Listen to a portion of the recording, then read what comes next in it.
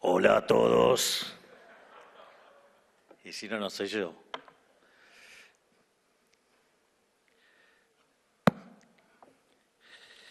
Bueno, hoy tenía un plan de presentación, pero como en Argentina pasan cosas, tuve que modificar un poco la presentación y quiero arrancar la presentación con una frase de la expresidente de la Nación, Cristina Fernández de Kirchner, que dice: Argentina es ese extraño lugar en donde hasta lo obvio debe ser explicado. Así es que, dada las aberraciones e inconsistencia que tiene su carta de hoy y todo el daño que le ha causado a la Argentina, bueno, voy a tener que estar explicando cosas obvias. Así es que, para Cris, saludos Cris, esto va para vos.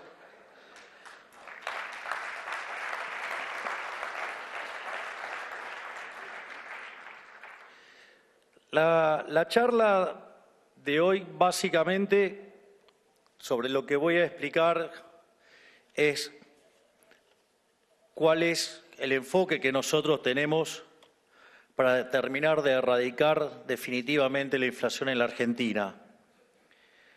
Y eso implica una descripción de condiciones iniciales, un diagnóstico y un diseño de política monetaria. Por lo tanto, lo ideal es, como decía Friedman, primero los datos. Y en ese sentido, antes de que se creara esa nefasta institución llamada Banco Central de la República Argentina en el año 1935, los 50 años previos, Argentina tenía una inflación del 0,9% anual. Después, en uno de los grandes saqueos de la historia argentina, en una de las estafas más colosales que se han hecho, en 1935 se crea el Banco Central, un Banco Central mixto, y en la primera década de vida del Banco Central, es decir, entre 1935 y 1945, la tasa de inflación saltó al 6%, una tasa que probablemente hoy en Argentina se podría hasta llegar a festejar, pero para lo que eran los estándares de la época era una inflación muy, muy alta. Pero como eso no nos alcanzaba, con esto de tener un Banco Central mixto, en el año 1946 el Banco Central se nacionalizó y a partir de ahí hasta 1991 la inflación promedio de la Argentina fue 240%. En ese intervalo tuvimos 2 hiperinflaciones aún sin tener una guerra y le quitamos 13,0 a la moneda y el repudio generalizado de la moneda llevó a lo que fue el programa de estabilización más exitoso de la historia argentina, que fue la convertibilidad. Si bien entre el año 1991 y 2001 la inflación promedio fue del 9%, es cierto que ese nivel de inflación se concentró entre los años 1991 y 1992, y a partir de 1993 hasta el 2001 Argentina estuvo entre los países con menos inflación del mundo. Después, cuando el Estado se quedó sin financiamiento y cayó en default, en lugar de tratar de poner las cuentas en orden, decidieron estafarnos nuevamente. De hecho, si ustedes se fijan en los billetes que teníamos en aquella época, decía convertibles de curso legal, y hoy ya no lo son, no tiene esa consigna, es decir, Por lo tanto, no tienen el respaldo que aquellos billetes tenían, es decir, la casta política nos volvió a estafar, pero nos dijeron que esa vez o esta vez va a ser diferente y no fue diferente en nada. Yo voy a redondear los números, aviso porque después van a empezar con que el número, que la coma, no sé qué cosa. Entonces, aviso ya desde antes que los voy a redondear. Si tomo la inflación promedio del primer periodo del régimen kirchnerista, digamos, con Néstor Kirchner a la cabeza, la inflación promedio fue del 10%. En el segundo periodo del régimen kirchnerista, es decir, en la primera presidencia de Cristina Fernández de Kirchner, la inflación la hizo saltar al 20% en promedio. En el tercer periodo del régimen kirchnerista, o sea, la segunda presidencia de Cristina Fernández de Kirchner, la inflación promedio trepó al 30%. Quizás en el documento que publicó se olvidó de decir que quizás una de sus formas de combatir la inflación era mentirla. Es decir, a nosotros no nos parece que la fórmula es romper el termómetro. Es decir, la fórmula es medir las cosas. O cuando se espantan tantos por los pobres, de donde la pobreza, tanto llegar a la pobreza como salir a la pobreza no es algo que se genere de manera instantánea. Demanda tiempo, demanda crecimiento económico genuino. Si no es que aparece de un día para el otro porque sí, o desaparece de un día para el otro porque sí. Y entre otras cosas, como les molestaba el índice de pobreza, consideraron que era una medida estigmatizante y decidieron no publicarlo más. Es decir, así, claro, así es fácil, digamos, dibujando números debe ser muchísimo más fácil conseguir logros y mostrar mejor la performance de un gobierno. Bueno, no es la forma que nosotros hemos decidido tomar, nosotros hemos decidido decir la verdad, porque nosotros preferimos decir una verdad incómoda antes que una mentira confortable. Así es que, digamos, por lo menos, señora, si quiere hacer críticas, empiece haciendo una autocrítica que le está costando bastante caro al país, que es por haber mentido los números o los desastres que hicieron, por ejemplo, con el caso de YPF, que también nos va a costar carísimo a todos los argentinos. Pero no solo eso, después, durante el periodo de Macri, la inflación promedio terminó trepando a niveles promedio del 40%, con lo cual no es un tema de que apareció ahora la inflación. ¿Sí?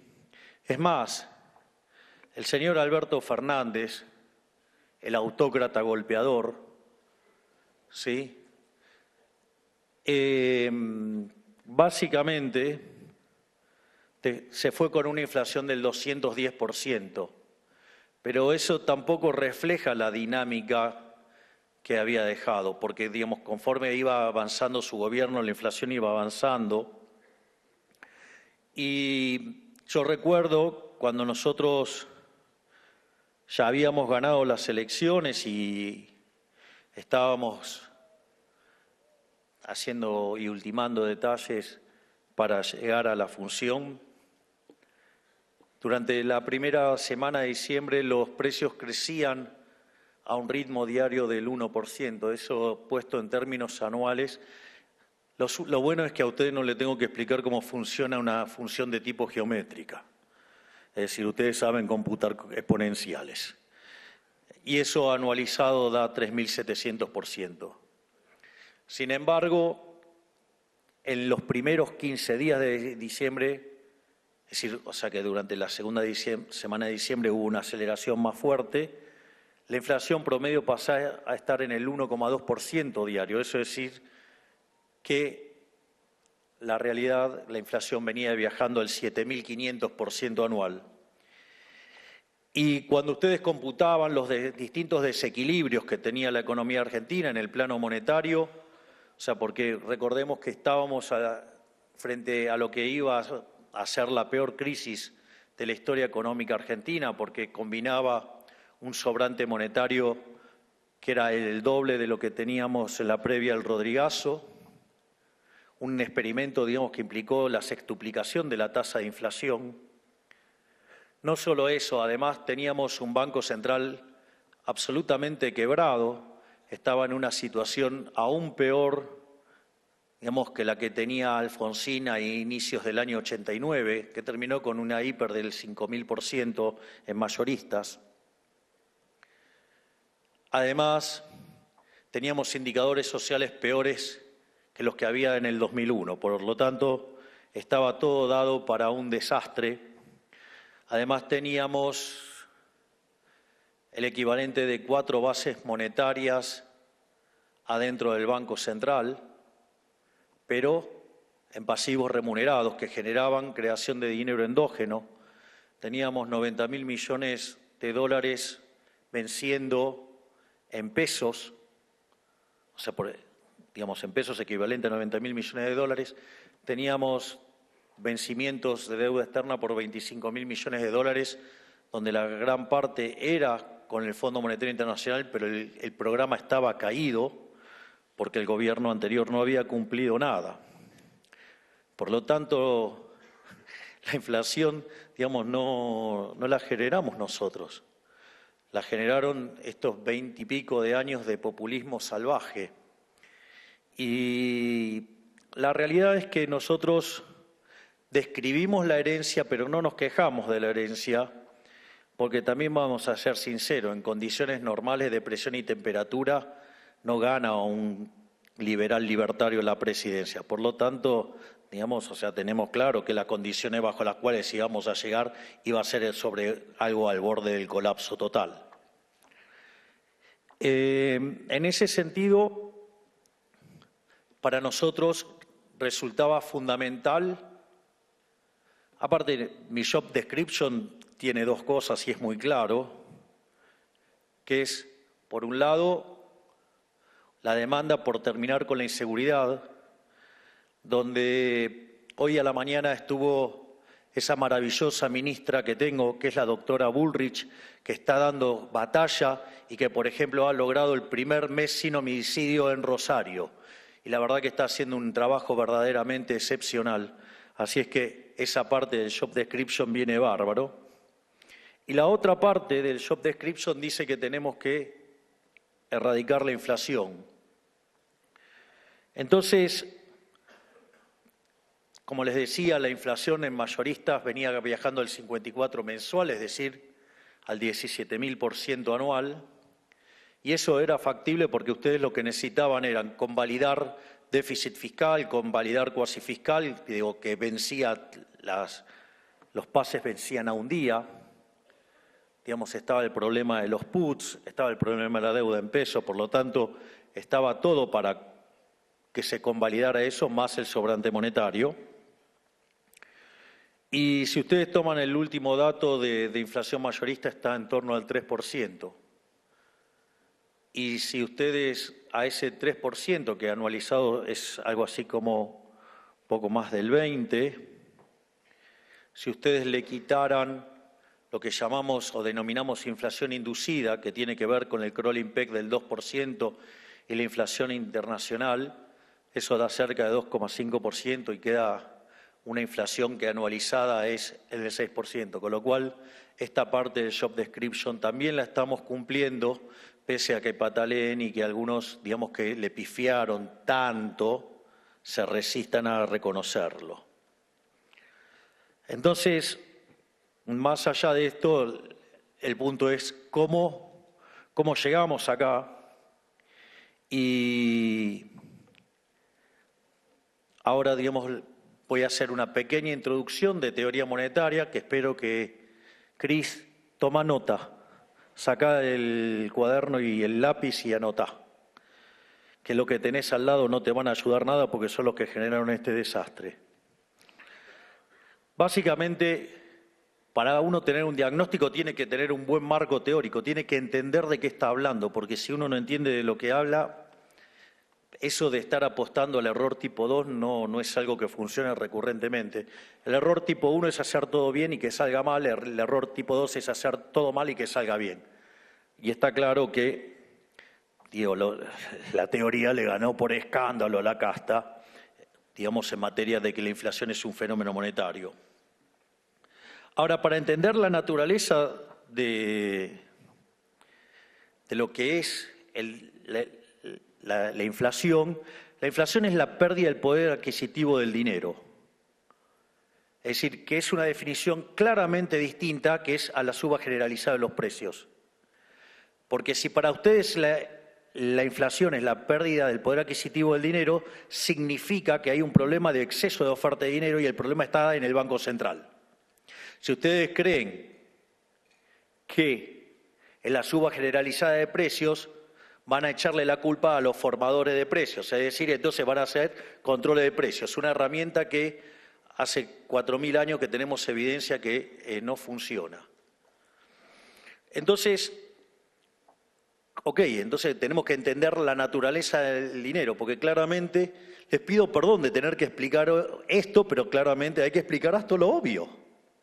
Si lo sabrá el coloso que está acá, que es Federico Sturzenegger, y lo que tuviste que lidiar con la casta. Miren, yo creí que, antes de creer que había que eliminar el Banco Central, creía que podía haber un Banco Central, y en especial cuando, sin duda, uno de los economistas más talentosos del mundo estaba al cargo del Banco Central, con un grupo verdaderamente excepcional. Después de lo que vi que le hicieron, perdí todas las esperanzas, digamos, y decidí que lo mejor que puede pasar es no haber Banco Central. Pero eso también lo voy a explicar ahora. En ese sentido, lo que uno tendría que explicar es de dónde viene la existencia del dinero. Entonces, ¿cómo es la economía cuando no tiene dinero? Bueno, es la economía de trueque, es decir, se intercambian bienes por bienes. Ahora, si ustedes tienen una economía de trueque, básicamente tienen dos problemas. Uno es el problema de la doble coincidencia. Es decir, ustedes tienen que encontrar a alguien que quiera el bien que ustedes tienen para vender, pero al mismo tiempo esa persona tiene que querer el bien que ustedes tienen. Lo cual, evidentemente, eso plantea un problema enorme que hace que se pierdan un montón de transacciones.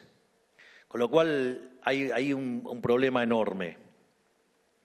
Y el otro problema es el de la indivisibilidad, porque puede ser que yo quiera comer pan y el panadero de la esquina quiera una charla de economía. Pero el problema es decir, ¿cuánto kilo de pan?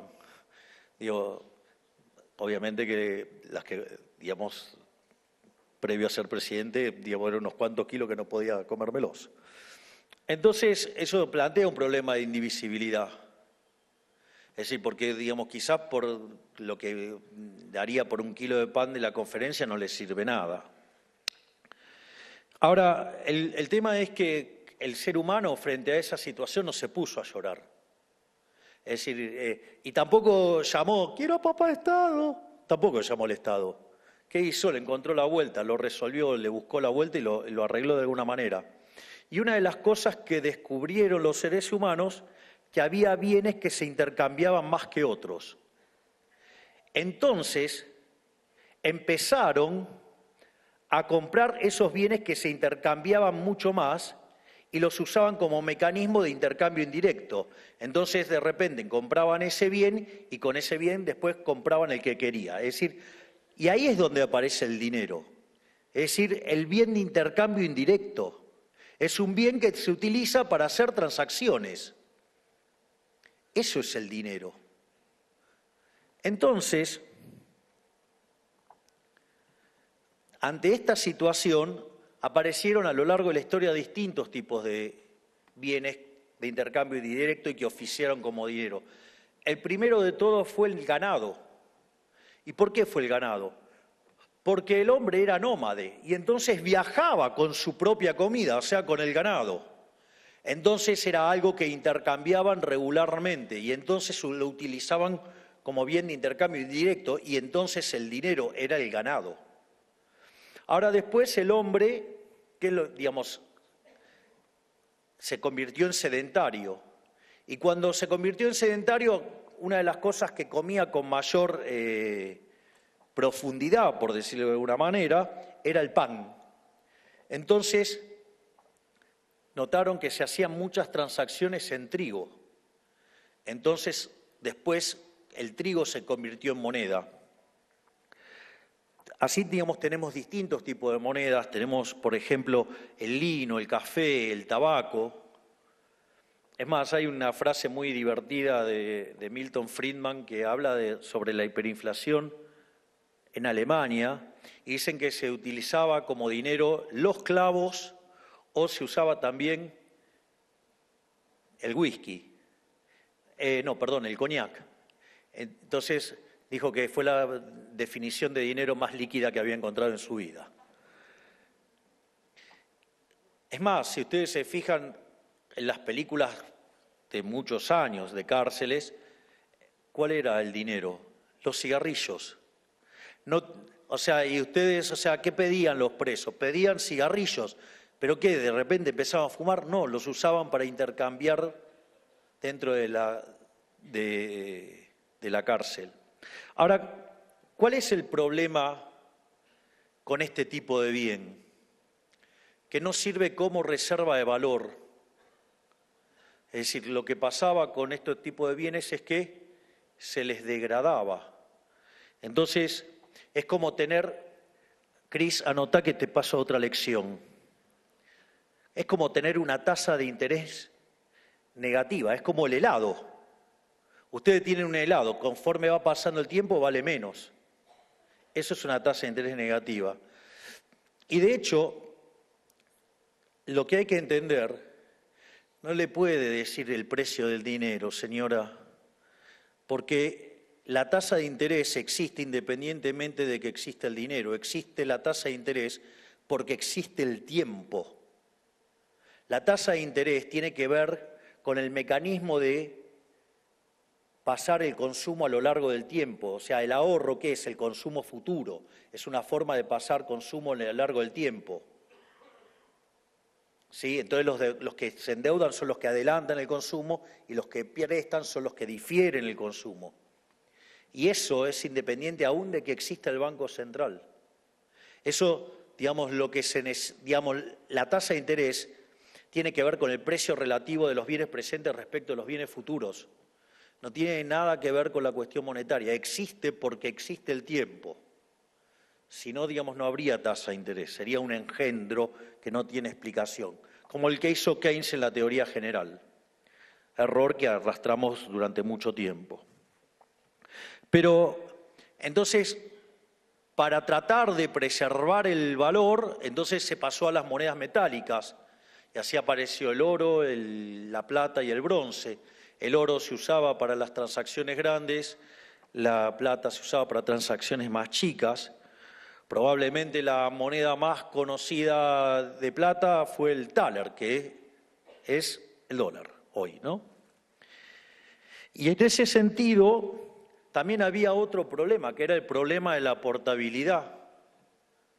Entonces, ahí yo hice el ejemplo del zorro para que se viera gráficamente el problema.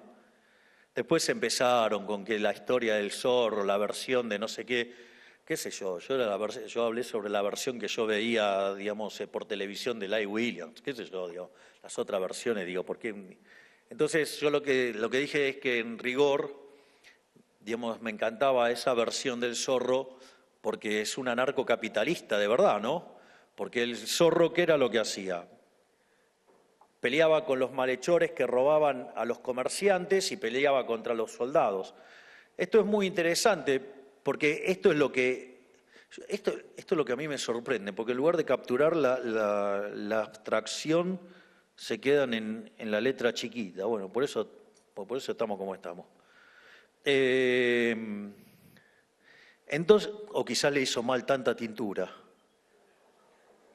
Le oscureció el pensamiento. Dicho esto, ¿cuál es? No, pero no estaba hablando de Cristina.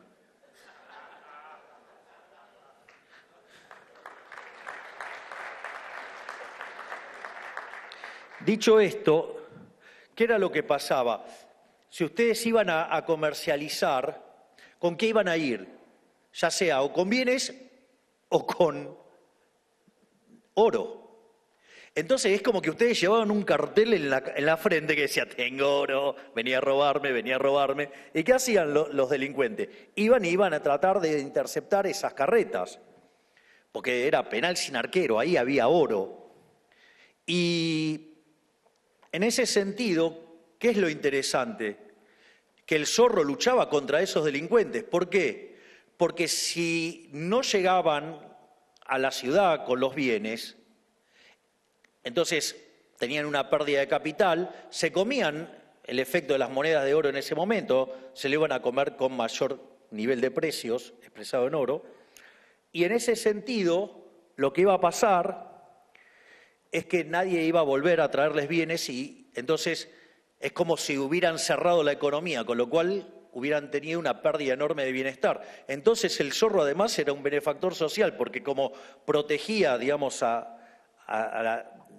los caminos para que los ladrones no robaran a los comerciantes, entonces además era partidario del libre comercio, bien liberal, pero encima se peleaba contra monasterios y demás, con lo cual se peleaba contra la autoridad, se peleaba, digamos, contra el tema de los pagos de impuestos, por lo tanto, o sea, el zorro era anarcocapitalista, no tengan dudas. También podría ser anarcocapitalista estar al frente del Estado y ser como el topo de Estado que viene a romperlo. ¿O acaso qué creen que es haber bajado el gasto público 30%?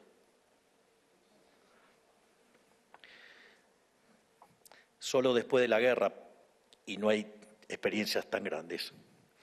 Dicho esto, entonces apareció ¿qué? El dinero papel. Entonces ustedes dejaban el metálico, lo dejaban en un lugar y le daban a cambio un certificado. Entonces ustedes después iban y pagaban con ese certificado. Obviamente que no faltó el que se hizo el piola y emitió certificados sin que estuviera el oro, la plata o atrás. Bueno, obviamente terminó con un par de revueltas, pero el Estado que hizo dijo, no, bueno, ahora lo voy a hacer yo. Y ahí es donde nos arruinaron la moneda. Entonces, y ahí es donde empiezan los problemas de la sociedad y los bancos centrales son un invento relativamente nuevo, pero acá lo importante, de vuelta, ahora le pasamos, subraya acá, señora, el dinero es un bien de intercambio indirecto. Digo, que el devenir de la historia lo haya convertido en un papel que es falsificado por los bancos centrales del mundo, ese es otro problema. Esa es la gran estafa de la historia de la humanidad que se llama Banco Central. Pero el dinero es un bien de intercambio indirecto. ¿Y por qué es tan importante enfatizar que es un bien de intercambio indirecto? Porque si es un bien de intercambio indirecto, quiere decir que es una demanda derivada. Es decir, a ver, muchachos, ¿quién de ustedes están pensando acumular qué moneda para llevársela, digamos, al traje de madera? Habría que ser bastante tonto. Del otro lado no compra nada. Solamente compra acá. En la ficción que es la visualización que uno hace. O alguno alguna vez se puso a pensar que la cantidad de tinta, digamos, en el billete de $1, de $2, de 5, de 10, de 20, de 50 y de 100 es la misma. Lo único que cambian son los dibujitos, o sea, los próceres y los números. Pero ahí ustedes están haciendo una representación mental de eso. Entonces lo que hay que entender es que en el fondo la demanda de dinero es una demanda de dinero derivada. ¿Y para qué demandan dinero? Para demandar bienes. No comen dinero, no se lo comen, saquen un billete ahora, traten de comérselo, van a ver, no funciona. Es más, probablemente les caiga mal. Entonces, en el fondo, la demanda de dinero es una demanda derivada, es una demanda espejo de la demanda de bienes. Y esto es interesante porque si es un espejo de la demanda de bienes, todos los libros de macroeconomía que ponen que la demanda de dinero es función del ingreso y la tasa de interés es un espanto.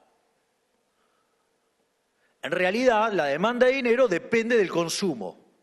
Y obviamente que depende del sendero intertemporal de consumo. Y si quiero sacar, digamos, en el fondo de qué está dependiendo, ¿por qué no necesito poner el ingreso? Porque si yo estoy construyendo un sistema de equilibrio general, mi ingreso sale de la venta de ocio en el mercado de trabajo y sale de la participación que tengo en los beneficios de las empresas.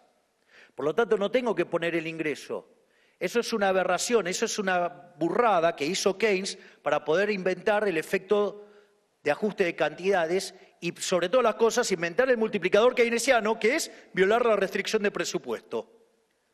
Claro, al violar la restricción de presupuesto, claro, digamos, si ustedes lo financian con emisión monetaria, genera inflación, señora. Sí genera inflación. Si usted el déficit fiscal lo financia con emisión monetaria, genera inflación. Y en otros países que tienen déficit lo financian con endeudamiento remunerado, o sea, no el del Banco Central. Ahora, entonces quiere decir que si mi función de demanda de dinero ahora depende de mi sendero intertemporal de consumo, yo tengo que saber de qué sale la demanda de consumo. Cuando ustedes plantean un ejercicio, toman un libro de micro, y cuando ustedes miran las funciones de exceso de demanda, de equilibrio general, o las funciones de demanda de un bien, ¿de qué depende? De todos los precios de la economía. Es decir, no aparece el ingreso, aparecen todos los precios de la economía. Y al mismo tiempo, si esa economía es intertemporal, incluye los precios de hoy, de mañana y así sucesivamente. No hace falta poner la tasa de interés. La tasa de interés está implícita en los vectores, en la parte del vector de precios que contiene los precios futuros. Por lo tanto, digamos, la demanda de dinero depende del consumo. Y esto es muy interesante porque entonces, ¿de qué depende, en el fondo, la demanda de dinero? Que depende del consumo, que depende de esos precios. Todo eso se deriva ¿de dónde? De lo que Robert Lucas Jr., que en paz descanse, decía los parámetros profundos. ¿Y los parámetros profundos qué son? La función de utilidad, es decir, las preferencias, la tecnología, las dotaciones y el tipo de economía que tengo, si es una economía de propiedad privada, digamos. Pero, por lo tanto, todos esos parámetros están dados. Por lo tanto, en condiciones normales, sin que alguien esté sacudiendo la economía, emitiendo dinero como un marrano, el sendero de consumo quedaría determinado por estos parámetros, que son parámetros profundos y que están dados. Por lo tanto, no eran tan tontos los clásicos cuando creían que la demanda de dinero era algo granítico. Sí, claro, en condiciones normales de presión y temperatura es algo granítico. O sea, si no cambian las preferencias, no cambia la tecnología, no cambian las dotaciones, y ese vector de consumo intertemporal no cambia. Por lo tanto, si la demanda de dinero es una estructura granítica, la demanda real de dinero, eso se tiene que igualar ¿a qué? A la oferta real de dinero. Vieron que Muhammad Ali o Cassius Clay, como quieran decirlo, llamaba a los fotógrafos y le decía, prepárate que viene el knockout. Tomen la foto porque se viene otro knockout para la señora Cristina Fernández de Kirchner. Si la demanda de dinero es una estructura granítica, esto se tiene, que es la demanda real de dinero, esto se tiene que igualar a los saldos reales. Los saldos reales son la cantidad nominal de dinero sobre el nivel de precios. Por lo tanto, el nivel de precios va a venir dado por la cantidad de dinero que ofrece el Banco Central sobre la demanda de dinero, que es esta demanda real de dinero. Por lo tanto, cuando el Banco Central emite dinero, lo único que hace es cambiar la escala nominal, es decir, suben los precios. Anote, señora, la inflación es siempre y en todo lugar un fenómeno monetario generado por un exceso de oferta de dinero, ya sea o porque se emite dinero o porque cae la demanda de dinero o pasan las dos cosas. Es más, le voy a decir más. Si ya se pudo levantar, ya le contaron 8, venga que le doy de vuelta.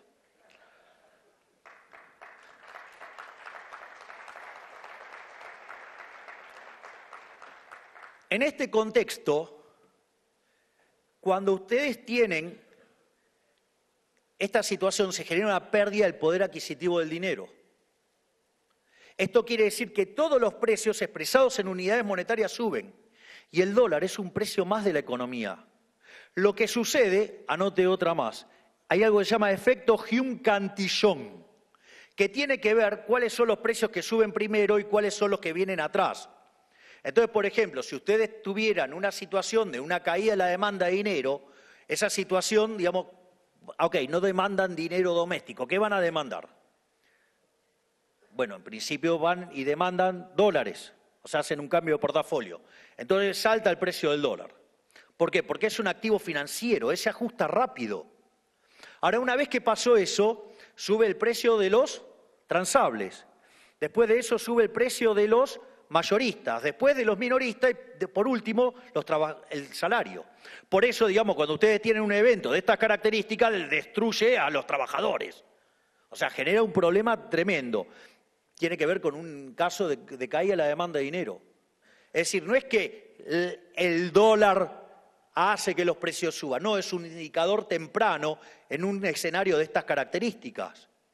Y además no siempre puede ser así, porque en realidad lo que puede haber pasado es que ustedes aumentan la oferta de dinero, entonces alimentan la demanda de bienes, entonces sube el precio de los, digamos, vendría a ser los precios minoristas, como eso presiona sobre los mayoristas, después presiona sobre los salarios y como después no les dan los números, si no es competitivo, salta el tipo de cambio. Se dan cuenta que todo depende de dónde se generó el exceso de oferta. Señora, es una burrada decir que el tipo de cambio es el que determina el resto de los precios, pero después igual se lo voy a explicar más. Por lo tanto, nosotros, trabajando con equilibrio general en serio, no como esos econochantas que dicen que hacen equilibrio general y no pueden resolver un lagrangiano. Entonces, digo, y menos casos intertemporales, nuestro diagnóstico era, y es, y seguirá siendo, que la inflación es siempre y en todo lugar un fenómeno monetario generado por un exceso de oferta, ya sea o porque sube la oferta o porque cae la demanda o pasan las dos cosas a la vez. Por lo tanto, frente al escenario desastroso que teníamos de que nos íbamos a una inflación del 17.000%, con lo cual la caída del PBI hubiera sido monstruosa, con lo cual hubiera sido monstruoso también el número de pobres, hubiéramos ido a más del 90% de pobres y más del 50% de indigentes. Es decir, hubiéramos replicado el caso de Venezuela, sin lugar a dudas. Entonces, nuestra primera idea fundamental era terminar con la inflación, atacar la inflación, que aviso que durante la campaña dije que además la política monetaria tiene un rezago de 18 a 24 meses. Digo, porque parece que hablara, no sé, en sánscrito. Están todos muy apurados y recién van 9 meses. Vayan y vean mis archivos, no los editados, véanlo completo, no los sucios de los periodistas ensobrados, no todos, una gran parte, digamos, editan para deformar la información y para mentir. Entonces vayan y vean los videos originales, están. Entonces, el tema era frenar la emisión monetaria. ¿Cómo frenábamos la emisión monetaria? Entonces, una de las fuentes de emisión que había era el financiamiento del déficit fiscal. Nosotros cuando llegamos, el déficit fiscal consolidado entre el Tesoro y el Tesoro Nacional eran 15 puntos del PBI, donde 5 estaban en el Tesoro y 10 en el Banco Central. Por lo tanto, la tarea que tenía enfrente el Banco Central y la Secretaría de Financiamiento, y tengo el honor de tenerlo al gigante de Pablo Kirchner y a Vladimir Wermin acá, digamos que han sido grandes arquitectos de arreglar este problema, había que atacar esas dos fuentes de creación de dinero.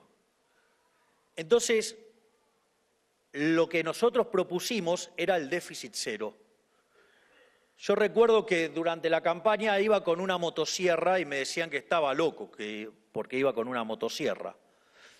De hecho, nosotros teníamos caído el acuerdo con el Fondo Monetario Internacional, con lo cual era una dificultad enorme para resolver el acuerdo caído. Y en ese contexto, nosotros decidimos ir al fondo y mostrar un plan de déficit cero. El fondo le alcanzaba con que cumpliéramos las metas del gobierno anterior, donde, señora, usted criticará a ese gobierno, pero usted era parte también. Entonces, en ese sentido, nosotros habíamos planteado el déficit cero. Obviamente que, así como durante la campaña decían que era imposible, que éramos unos delirantes y no sé cuántas cosas más, el fondo con que cumpliéramos el programa que estaba caído por el desastre del gobierno anterior, con eso le alcanzaba. Nosotros planteamos el déficit cero, parecía algo muy ambicioso porque implicaba un ajuste de 5 puntos del PBI en el Tesoro. Y pese a que en los últimos 123 años de historia, durante 113 tuvimos déficit fiscal, solamente en 10 que no lo tuvimos estábamos en default. Fue la primera vez de estos últimos 123 años que alcanzamos el déficit cero, pero no lo hicimos, no fue en un año, lo logramos en el primer mes de gestión. Vaya que sí, eso es una gestión.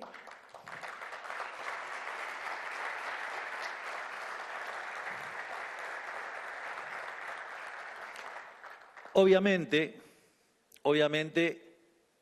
todos los que decían que era imposible hacer esto, los que fracasaron recurrentemente a la larga de la historia y que deberían llamarse a silencio porque son parte del daño y la destrucción que le causaron a los argentinos, deberían tener un poquito más de humildad, o al menos de autocrítica. Entonces, ¿qué es lo que pasó? Nosotros terminamos haciendo un ajuste del gasto público de más del 30%. Entonces empezaron a decir que era porque no pagábamos, porque dibujábamos los números, cualquier cosa dijeron. La misma cosa que dice la señora acá. Está lejos y tarde con esos comentarios. Ya esos comentarios se hacían en enero, en febrero, en marzo. Digamos, hoy ya nadie levanta esos argumentos, digamos, que menosprecian la tarea que hemos hecho. Y claramente hoy se entiende con claridad que esto es una regla de política monetaria que vino para quedarse y que próximamente voy a ir al Congreso a presentar el presupuesto basado en la ley, digamos, de déficit cero. Y eso implicó que dejamos de emitir para financiar al fisco. Ahora, el cuasi fiscal, digamos, se generaba endógenamente, que tenía que ver con la retribución de los pasivos remunerados del Banco Central y que generaba 10 puntos de déficit fiscal, cuasi fiscal. Y en ese sentido, teníamos que terminar con la emisión endógena. Y conforme a ir mostrando el resultado fiscal positivo e ir acumulando excedentes financieros, este gigante que está acá, el señor Pablo Quirno, pudo empezar a recomponer la curva en pesos. Y al poder recomponer la curva en pesos, permitió sacar la deuda que estaba en el Banco Central y pasarla al Tesoro. Porque en el fondo siempre fue deuda del Tesoro. ¿No? Porque ¿qué era lo que, por ejemplo, hacía el kirchnerismo? Emitía dinero con tipo de cambio fijo, perdía reservas. Señora, usted tomó el país con 52.000 millones de dólares de reservas y lo destruyó. ¿Con cuántas le entregó, Federico? Netas, menos 5.000. Una maravilla, señora, ¿eh? Pero al margen de eso, el problema del dólar futuro, que eran como 25.000 millones de dólares. Y en ese contexto, claro, cuando ustedes se emiten con tipo de cambio fijo, una de las cosas que pasa, pierden reservas. ¿Y qué era lo que hacían? Le colocaban bonos al Banco Central, le han colocado al bono al Banco Central más de 100.000 millones de dólares. Una verdadera estafa. Y así sacaban los dólares. Entonces, que de hecho, una de las cosas que hizo recientemente el Banco Central fue reconocer esa pérdida de capital que generó el gobierno anterior por la friolera, por ejemplo, de 45.000 millones de dólares. No solo eso, sino que cuando empezamos a hacer esto, nadie creía que podíamos arreglar el problema del cuasi fiscal. Es más, señora, usted en un momento se queja de que la tasa de interés real es negativa. Le cuento que si le hubiéramos hecho caso a los econochantas que proponían poner la tasa de interés real en términos positivos, digamos, en lugar de tener 4 bases remuneradas respecto a la existente, hoy tendríamos 8, 9, 10. El carry trade, hoy sería una discusión el carry trade y estaríamos claramente al borde de una hiperinflación. Pero nosotros hicimos otra cosa. Yo le digo que a los brutos que tiene al lado los mande a estudiar, porque ¿sabe lo que hicimos nosotros? Arbitramos la tasa en dólares con la de pesos, corregida por riesgo, obviamente, y eso hizo que dado... después la devaluación. La devaluación, señora, ya estaba. Es decir, que usted esconda los datos abajo de la alfombra no significa que la devaluación estaba. La relación entre el dólar paralelo y el oficial era cerca de 3-1. De hecho, cuando nosotros asumimos, el paralelo estaba en torno a los 1.300. Hoy estaba en 1.240. Ay, cómo la sufren los mandriles. No importa, hay un negocio floreciendo que se llama la producción de vaselina para economistas pifiadores seriales. Entonces, y eso que nadie decía cómo arreglar, o que era imposible, o que proponían expropiaciones, nosotros, y estos dos gigantes que están acá, Pablo y Vladimir, han hecho que el cuasi fiscal lo hicieron 0. Lo que parecía imposible, nosotros lo hicimos en 7 meses. O sea, en un mes logramos el milagro del déficit 0 y en 7 meses logramos el milagro de terminar con el cuasi fiscal. Vaya que hay gestión, señores.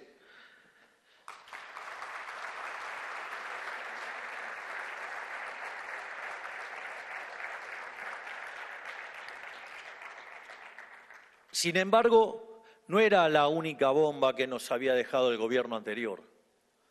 También nos había dejado el problema, la bomba de los puts, algo que el gobierno anterior hacía déficit fiscal y el Fondo Monetario Internacional decidió hacer la vista gorda.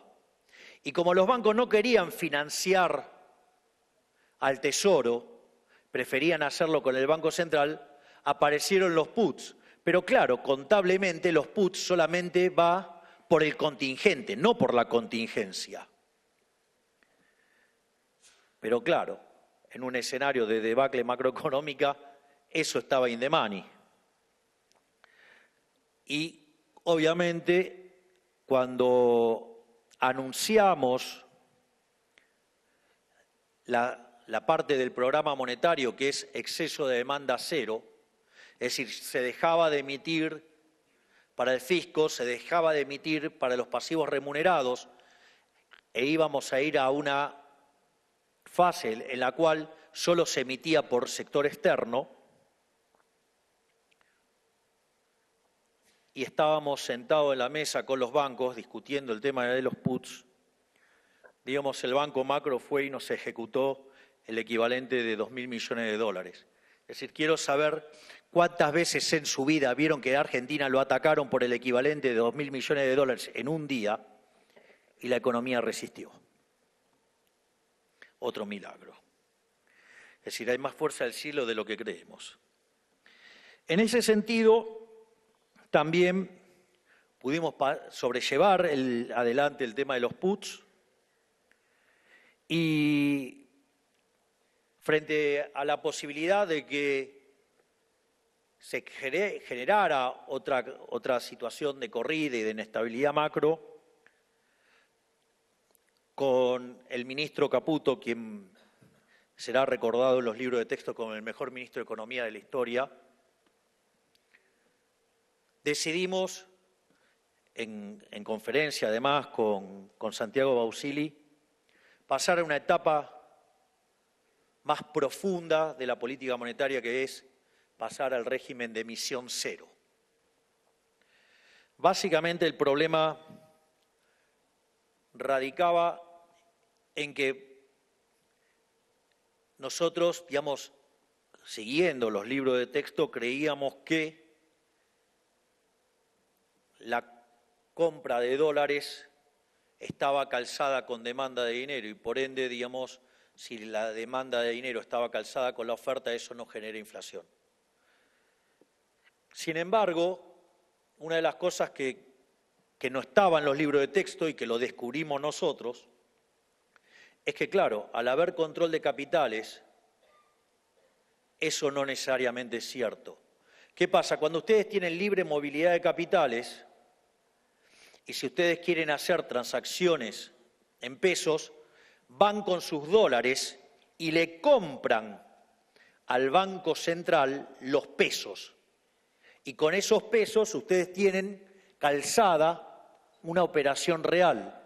Por lo tanto, en ese caso, es demanda de dinero y por ende, en ese caso, no genera inflación. El problema radica que cuando ustedes tienen cepo, el cual lo tenemos básicamente para arreglar el problema de stocks que nos dejó el gobierno anterior, es decir, señora, no deje de ser liberal libertario. Lo que pasa es que soy liberal libertario, no liberal libertarado. Entonces, yo además entiendo la economía como problemas de stocks y flujos. Entonces, si tenía 4 bases monetarias a un día, si tenía 90 vencimientos en pesos por el equivalente de 90.000 millones de dólares, si tenía 50.000 millones de dólares de deuda en la CIRA, y es como que si no desarmaba esa bomba, no terminaba bien, terminaba bastante mal. Que entiendo que es lo que quería el gobierno anterior, que nosotros actuáramos como libertarados, que todo se prendiera fuego y ya para enero, digamos, después de saqueo de supermercado y demás liturgia peronista, pudieran volver y matar definitivamente cualquier atisbo de libertad.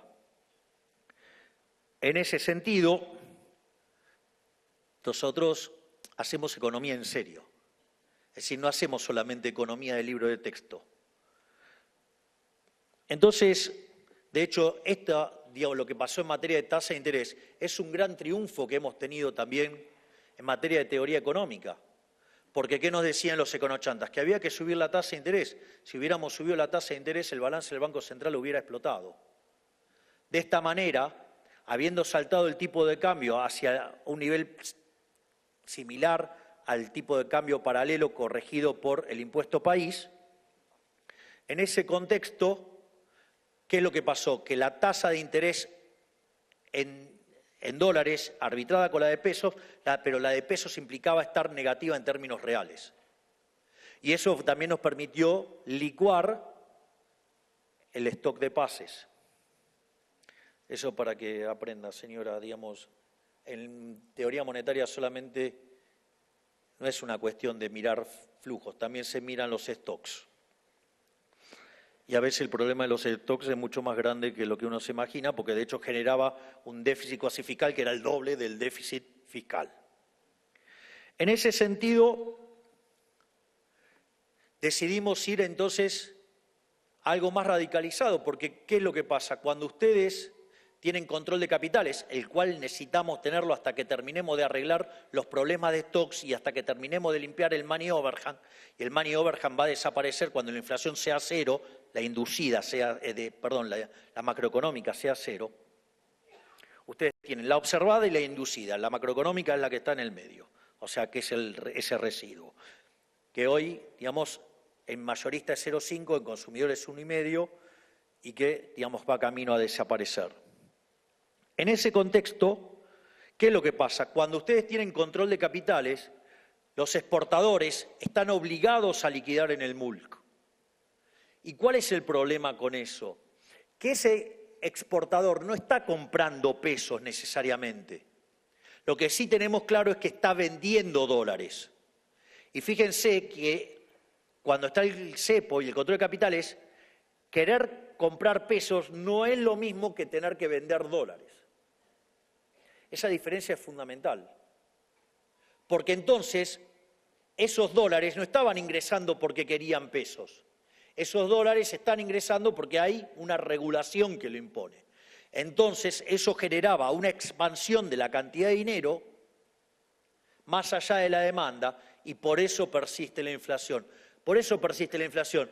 No porque hay mecanismos indexatorios, porque hay inercia inflacionaria. No, es porque, digamos, pasó esto de que se emitía más que lo que se demandaba. Entonces, para corregir esto, pasamos a una fase más profunda del programa, que es emisión cero. Y no es intervención, porque el nivel de intervención neto cae. Porque si a mí me liquidan $3, por decirlo de alguna manera, y emito por $3, mi nivel de intervención es $3.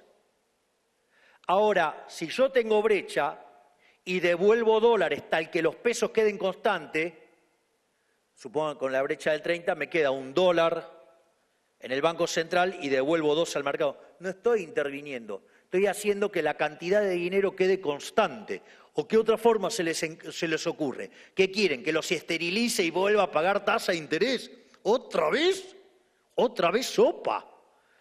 Entonces, si ustedes se fijan, la intervención pasó de 3 a 1.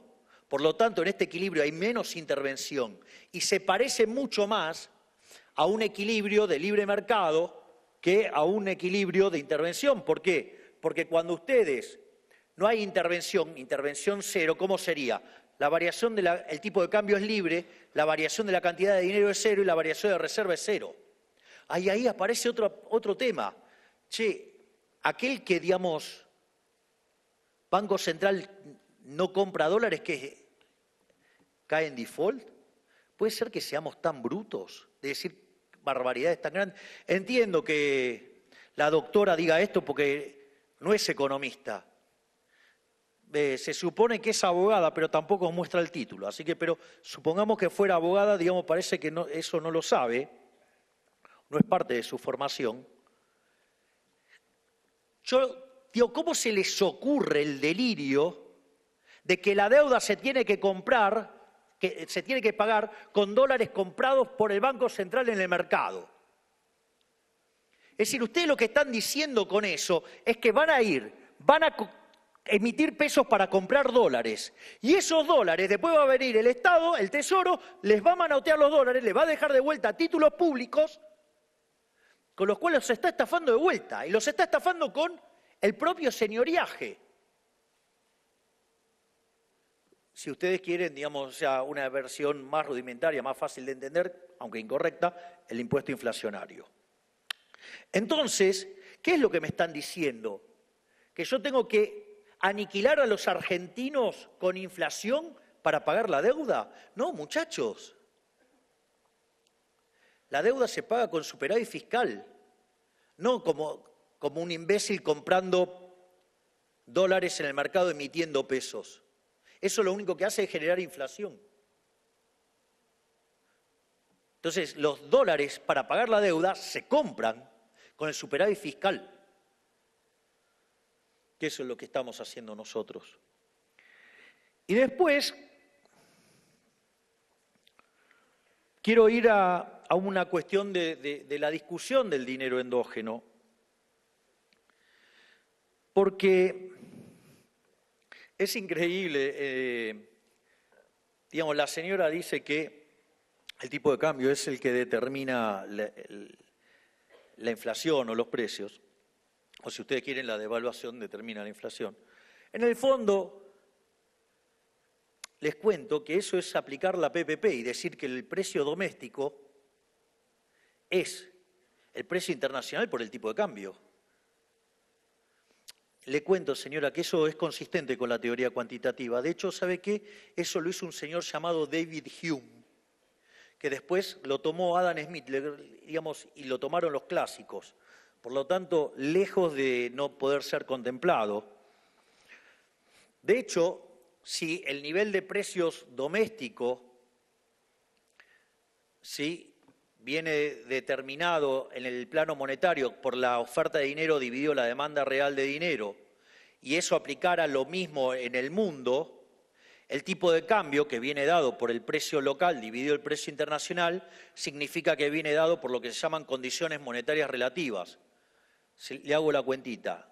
La oferta local dividida la oferta internacional, la demanda internacional dividido la demanda local. Entonces, si ustedes, como las condiciones del mundo están dadas para nosotros, si sube la cantidad de dinero o si cae la demanda de dinero, eso, digamos, impacta en los precios, pero también impacta en el tipo de cambio. Es decir, se da cuenta que ni siquiera, digamos, tienen consistencia en eso que dice. Es más, es interesante también discutir ese modelo, ¿no? Porque en el fondo, ¿qué es lo que dicen? No, bueno, el problema de la inflación es la falta de dólares. Una burrada total. La inflación es siempre y en todo lugar un fenómeno monetario. Claro, parten de esta idea que los precios locales es el tipo de cambio multiplicado por el internacional y que el tipo de cambio viene determinado por el exceso, digamos, va a estar moviéndose con el exceso de demanda de divisas. Entonces, ¿la solución qué es? ¿Exportar más? O sea, ¿más exceso de demanda de bienes? Es raro. ¿Cuál es la otra solución? ¿Defoltear? ¿Reestructurar? Y esas son las soluciones que proponen para bajar la inflación. Parecen bastante cómicas. ¿Sabe por qué? Porque además la hicieron todas esas. Y después, nada, alegan a la restricción externa. Otra estupidez del tamaño de una casa. ¿Cómo funciona el modelo de restricción externa? Ustedes estimulan la demanda, hace que el PBI crezca, eso le hace subir las importaciones y si no pueden ser financiadas, entonces ustedes tienen un límite a la expansión del PBI por restricción externa. ¿Saben por qué pasa eso? Porque hay precio fijo. Deje el precio flexible, la restricción externa desaparece. La restricción externa existe en un modelo de precio fijo. Si usted libera los precios, no hay restricción externa. Y los precios fijos, digamos, fijar el tipo de cambio con déficit fiscal y emitir, fue lo que hizo que se patinaran todas las reservas y las destrozaran. Hoy Argentina debería tener, si hubieran hecho las cosas de manera razonable, hoy Argentina tendría que tener cerca de 120.000 a 150.000 millones de dólares de reservas. Y no las tenemos, justamente por el populismo monetario del kirchnerismo, por estas barbaridades. Entonces, además, es interesante porque dice, no, el problema no es fiscal.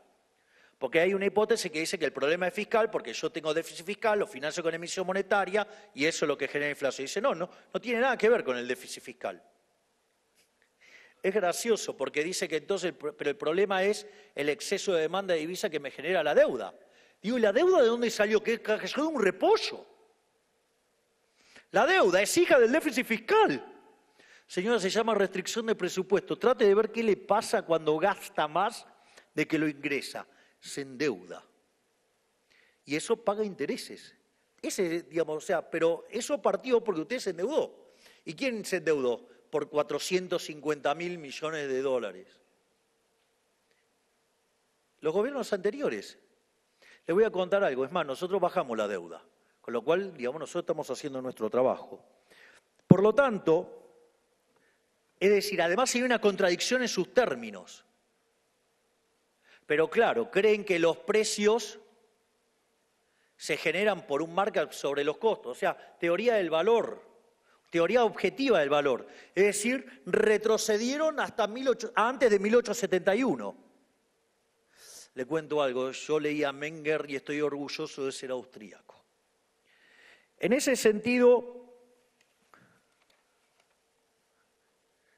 queda claro por qué nos han causado tanto daño y siguen causando tanto daño. Y es interesante, porque este tipo de estupideces no solo son pensadas por el kirchnerismo, hay mucha más gente que piensa con estas cosas. Y estas cosas son las que hicieron que Argentina, de ser el país más rico del mundo, se cayera a la mitad de la tabla. Partiendo de ser el país más rico del mundo, en los últimos 50 años, multiplicamos la pobreza por lo menos 10 veces. Es decir, en el país que se produce alimentos para 500 millones de seres humanos y el fisco se lleva el 70%, o sea, el alimento de 350 millones de seres humanos, hay 5 millones de argentinos que no le alcanza para comer. Ese es el desastre que lo generaron. Lo generaron toda la casta política, no nosotros que vinimos a arreglar todos estos despioles. Y le paso un dato más, porque dicen, no, la caída del PBI, la caída del PBI. Es muy interesante. Si ustedes toman la caída del PBI en el primer trimestre, que es cuando nosotros hacemos todo el grueso del ajuste, de hecho lo sobrereaccionamos el ajuste, el PBI en el primer trimestre cayó 5%. Yo les recuerdo que estando el peronismo en el poder, en el año 2002, con un acuerdo con un señor que se llamaba Alfonsín, se llevaron puesto a De la Rúa, y en ese contexto, es muy interesante porque hicieron un ajuste mucho menor y el PBI en el segundo trimestre del año, cuando hicieron el ajuste, cayó 16%. Por lo tanto, 5% es algo bastante notable frente a que nosotros hicimos un ajuste muchísimo más grande. Pero les cuento algo, porque en el último trimestre del año anterior, ya el PBI había caído 2,5%, y cuando ustedes miran el desestacionalizado del primer trimestre cayó 2,6%, con lo cual, digamos, no fue algo así tan alarmante. Y les voy a decir más. El otro día estaba cenando con el profesor de Pablo y me hizo notar algo que no lo había percibido. Y es que si ustedes toman el EMAE, que es la proxy del PBI en versión mensual, si ustedes los toman desestacionalizado y toman la última observación contra diciembre, el PBI cayó 2%. Por lo tanto, digamos, no solo que estamos haciendo el ajuste más grande de la historia, estamos bajando la inflación, sino que además tampoco cayó tanto la actividad. Yo entiendo, esto es muy doloroso para la casta política. Les estamos demostrando que son unos inútiles que no sirven para nada, que lo único que hacen es daño y que sacar el Estado del medio nos favorece y no es perjudicial. Es algo que mejora nuestra calidad de vida, no solo por lo que ganamos en libertad, sino que además también somos más productivos y más eficientes.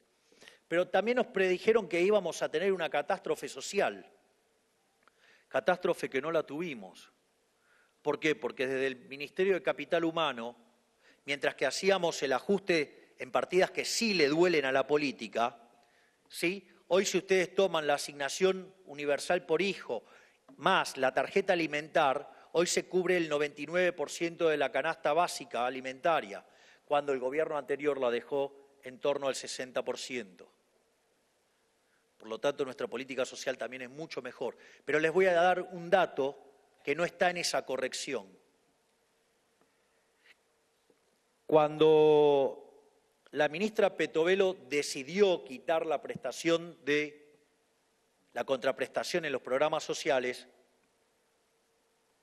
digamos, todos pusieron el grito en el cielo y decían, bueno, ahora, digamos, están fomentando la vagancia.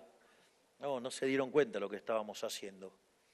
Miren, lo que estábamos haciendo era muy simple. Cuando ustedes entregaban un programa social, si bien había una tarjeta con la cual cobraban, después tenían que ir a dar cuenta de la contraprestación y se la tenían que firmar.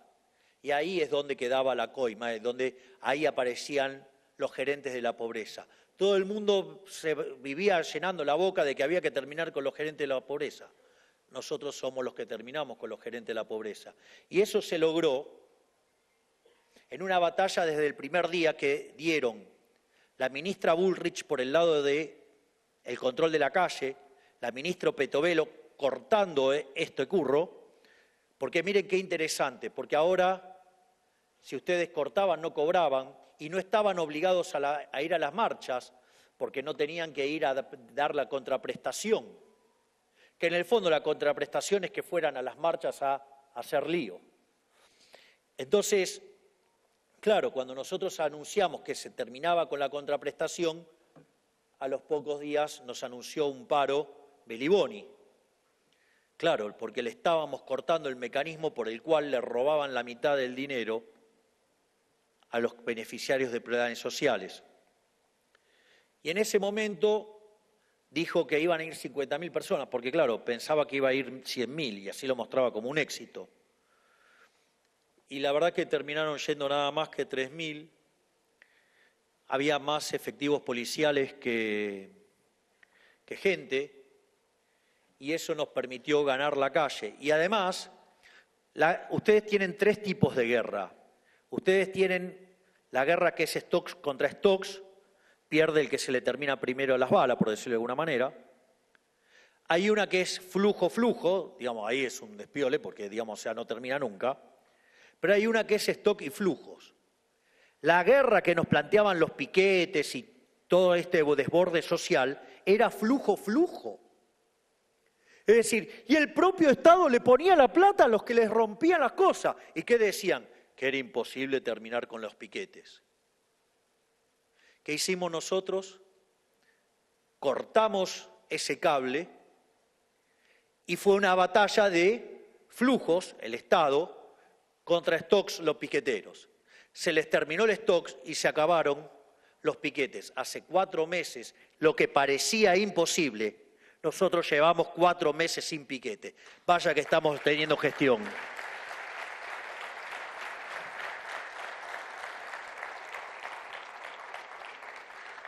Por último, llegando ya a cómo va a ser la política monetaria de cara al futuro y cómo va a ser la salida del cepo, de vuelta, lo primero que tienen que entender es que no puedo fijar fechas. Yo entiendo que tengan el cerebro maltratado por años de colectivismo, digamos, pero ¿a alguno de ustedes se le ocurrió exigirle al Banco Central de cara a un año saber a dónde va a estar la tasa de interés? Hay que, verdaderamente, o sea, nos piden cosas, falta que nos digan cuánto va a estar el tipo de cambio mañana, a tal hora, digamos, a tal minuto, o sea, un delirio. Es decir, uno avanza por objetivos. Y el punto es que estos logros dependen de las decisiones de los individuos, por lo tanto es endógeno. Es decir, ¿cuándo, digamos, pudimos terminar con los pasivos remunerados? Y cuando los individuos quisieron pasarse a deuda del Tesoro. Dicho esto, nosotros tenemos la base monetaria amplia y tenemos la base monetaria observada, la tradicional. Entonces, en la medida que la base monetaria tradicional, consecuencia del aumento de la demanda de dinero, conlleve al desarmado de posiciones remuneradas, ustedes no solo van a tener una situación donde se mapean las 2 bases, sino que la contracara de eso es que se eliminó el money overhang y la inflación es 0. Cuando hablo de inflación 0, de vuelta, digo la que es la diferencia entre la observada y la inducida. Cuando estemos en eso, la única inflación que va a quedar es que la observada es igual a la inducida y ahí podemos abrir el cepo. Y no necesitamos dólares porque la demanda de dinero está calzada con la oferta de dinero. ¿Y por qué esto es importante? Primero, vean esto, porque esto es muy importante. La actividad económica, pese a lo que decían, se está recuperando y se está recuperando de manera muy interesante y eso naturalmente conlleva a un aumento de la demanda de dinero. Ese aumento de la demanda de dinero, ¿qué es lo que pasa? Las empresas necesitan, ustedes lo tienen que entender, necesitan generar working capital. Y si necesitan working capital, ¿qué van a hacer? ¿Se van a endeudar o van a salir del money market? Cuando salen del money market para demandar working capital, que es demanda de dinero, ustedes empiezan a desarmar ¿qué? las posiciones remuneradas en los bancos. Y por eso los bancos salen de las posiciones remuneradas y que piden caja. Entonces, eso está generando que la demanda de dinero lleve a la base monetaria tradicional a la base monetaria amplia. Entonces, ¿cuál es el gran riesgo entonces acá? Es que nosotros hemos dejado constante la oferta de dinero y la demanda de dinero está creciendo. Obviamente que lo que está pasando en el medio también es que se va limpiando el money overhang y ustedes cada vez van a tener menos inflación. Una vez que llegamos a ese punto, ¿cuál es ahora el problema? Que la base monetaria coincidió con la amplia. Es que ahora la demanda de dinero puede seguir creciendo y la oferta de pesos no crece más. Y en ese caso, ¿el riesgo cuál es? El riesgo que haya deflación. Y el problema radica que como la velocidad de ajuste en los mercados financieros es más rápido que en el mercado real, a ustedes les caiga fuertemente el tipo de cambio y conlleve, digamos, a la quiebra de empresas y a una ralentización del crecimiento económico. ¿Y nosotros qué dijimos para esto? Competencia de monedas. ¿Por qué hablamos de competencia de monedas? Supongamos que las dos monedas fueran solamente el peso y el dólar. Ustedes pueden, y de hecho lo pueden hacer hoy. Por eso es tan maravilloso el caso de Diarco, que acepta que le paguen en dólares. Entonces ustedes automáticamente, ¿qué es lo que están generando? No tienen que estar tirando los dólares en el mercado y generar una brutal apreciación. Ustedes empiezan a hacer transacciones en dólares. La monetización de la economía la van a hacer los individuos, como siempre, y la van a hacer metiendo dólares y haciendo transacciones en dólares. ¿Y qué es lo interesante de esto? Que la cantidad de pesos va a seguir siendo fija, que van a tener un tipo de cambio de mercado que no va a experimentar un salto porque oferta y demanda de dólares están mapeadas, y conforme haya más crecimiento económico, cada vez va a haber más dólares respecto a los pesos. Y en un momento, la cantidad de dólares va a ser tan más grande que la cantidad de pesos que vamos a poder cerrar el Banco Central así. Y así va a terminarse de por vida el cáncer de la inflación argentina. Muchísimas gracias.